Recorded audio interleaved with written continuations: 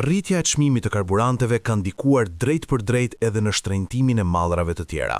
Konsumatorët shqiptar shprehen se më së shumti ndjejnë rritjen e çmimeve te perimet, veçanërisht ato të importuara.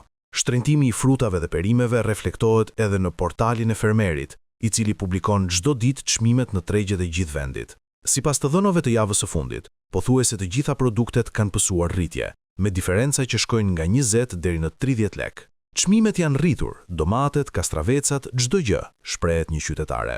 Konsumatorët theksojnë se këto ndryshime ndihen drejt për drejt në buxhetin e tyre, ndërsa për disa produkte, rritja është edhe më e theksuar. Edhe tregtarët, ndonse jo publikisht, e pranojnë këtë situatë. Ata shpjegojnë se produktet e importit janë shtrenjtuar për shkak se prodhimet vendase ende nuk kanë dalë në treg.